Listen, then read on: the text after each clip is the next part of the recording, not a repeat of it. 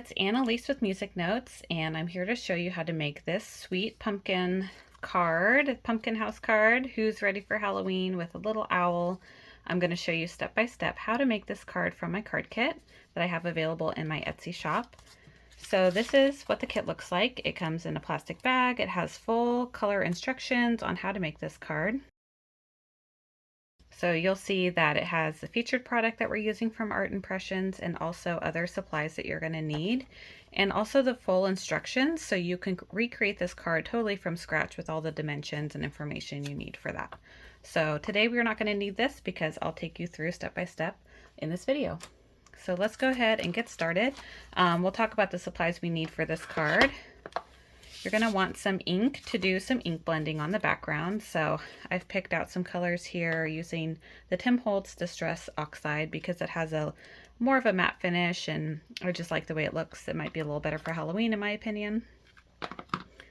You'll also want some foam tape so that way you can pop up your little pumpkin house and make it a little more dimensional, which I think is a lot of fun. You're going to need some adhesive to glue things together. You'll also want some scissors just in case you need to trim anything off. And then along with the ink, I'm going to use some blending tools here, and I always have a little bit of scratch paper just to protect my surface. You'll also want to have something to color your pumpkins with, so I'm going to use some watercolor markers here. These are the Zig Clean Color Real Brush Markers. I really like them because I find them really easy to use and easy to blend. And you'll see that this is actually stamped on watercolor paper, so it's really easy to blend with. So let's take a look at what's inside the kit.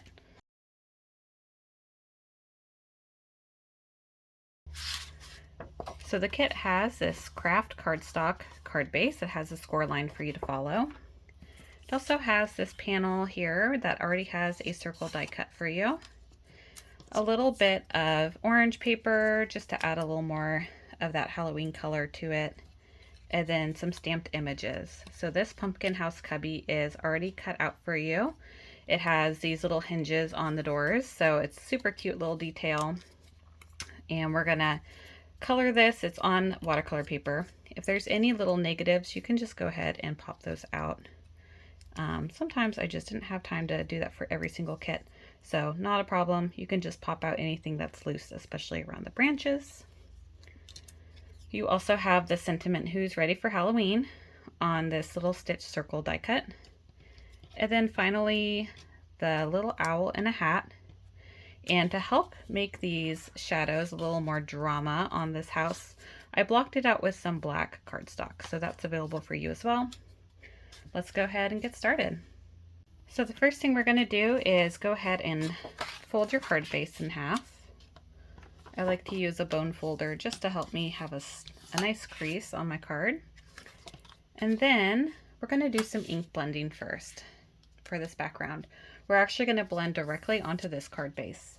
And keep in mind that the area you want to cover with color should fit within this circle. So I tried to not go across the edges and just let it be within this circle shape. So if you want to, it's totally optional, but you could trace this with a pencil to give you a guideline. I'm going to skip that and just eyeball it, be a little brave today. And here's my ink pads that I'm going to use. I have Abandoned Coral for a little bit of a warmer, kind of a pinkish color. Then I'm going to do Seedless Preserves, which is my favorite purple from Tim Holtz. And then also Peeled Paint, which happens to be my favorite green. So let's go ahead. And I'm going to start with the green today. Go ahead and get your inking tool, load it up with some ink, and I'm just going to circularly apply some color here.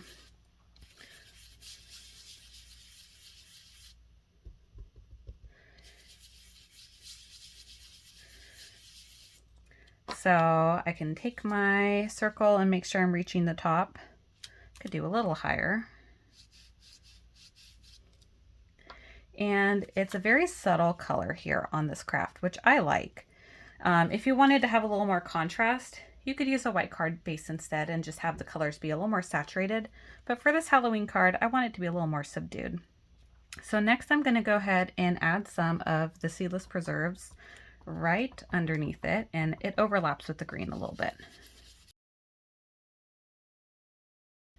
So the other reason I like the Oxide ink is that it feels easier and creamier to blend. I'm going to go back and do a little green over top.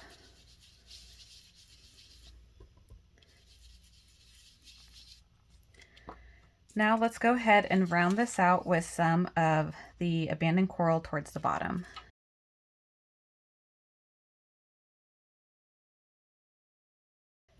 All right, making sure I've covered the right area. I could use a tiny bit more on this edge here. And I lost a bit of my purple. I want some more purple, so I'm going to go back on top with some of this and just blend it out.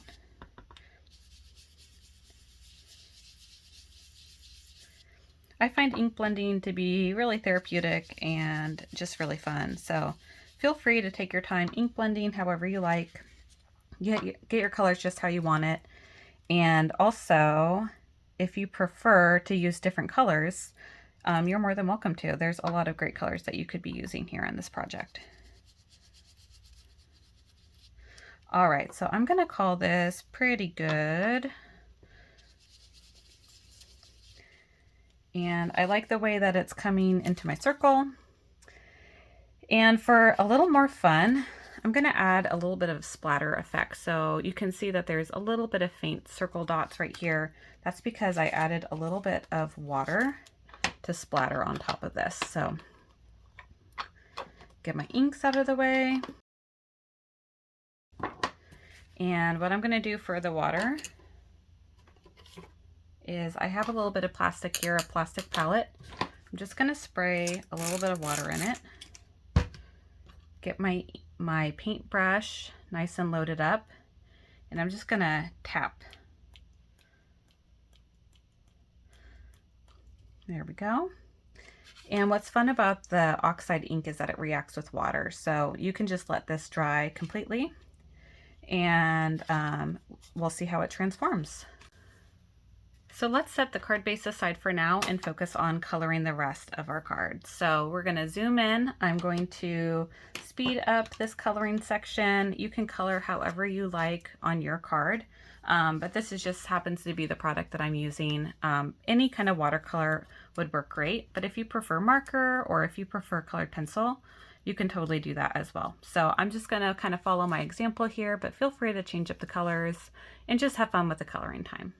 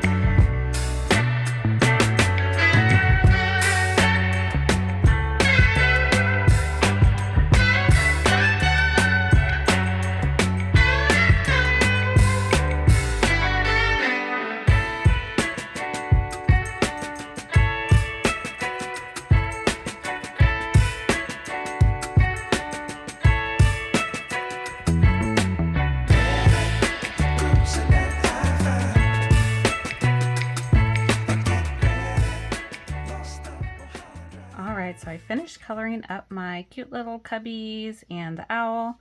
I have another little negative piece I need to cut out from the die cut. That was super easy.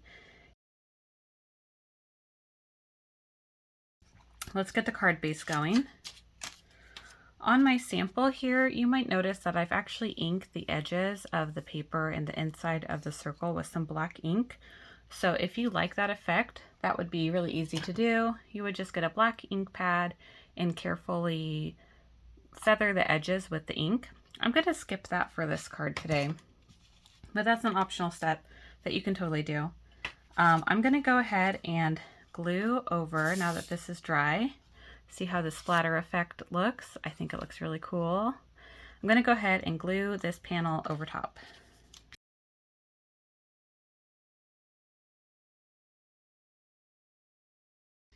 Perfect. And now I'm going to take my small orange strip and just go ahead and glue that over top as well.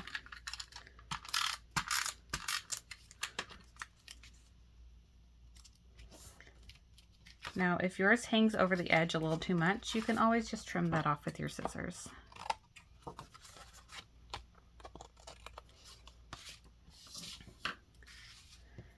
Now, the next thing I want to do is actually cover up the windows and the doors with this black paper. So that's why there's this little piece in your kit. And what you can do is kind of find an area where it covers up most of it, like this, and I'm just going to go ahead and roughly trim around the edge of the black, so that way it only shows where I want it to be. So I'm going to go ahead and trim this as well,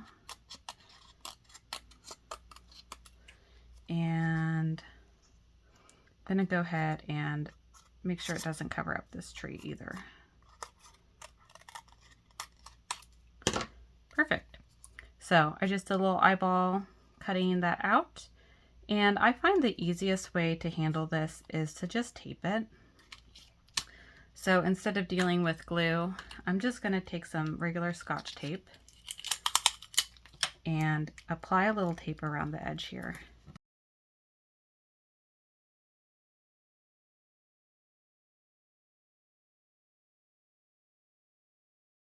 All right, so now that I have the black paper underneath where all the windows and doors are, so it looks a little dark inside, a little spooky for Halloween, I'm going to go ahead and just glue this whole thing down. Instead of gluing it down flat, I want to use some double-sided foam adhesive shapes to give it a little bit of a pop. And the pieces I have are actually very small, so let me grab some bigger ones and we'll glue those down.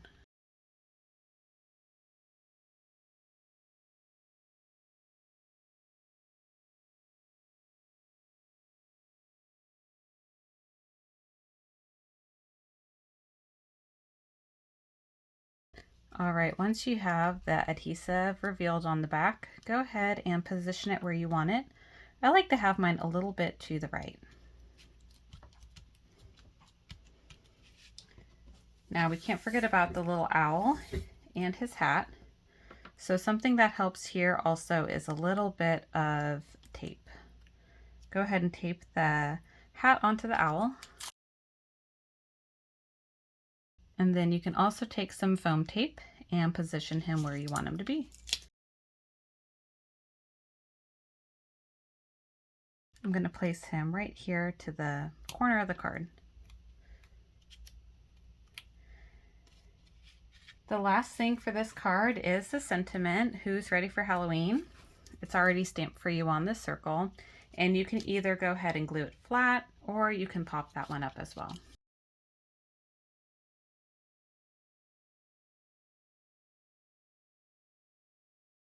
All right, and I'm ready to pop that on, a little bit at an angle. And I'm loving how this card turned out. I love how every time I do card making, it turns out a little bit differently. So I use different inks and some different coloring, and it looks a little different. So feel free to have fun and play with this. I hope you really enjoy this card kit. Keep in mind that these kits are available while supplies last on my Etsy shop. I only have a limited amount, and once they're gone, they're gone. So I hope that you can snag a set or two for you and your friends that love to make card making. So hope you enjoy, and I'll see you in the next one. Thank you so much. Have a great day.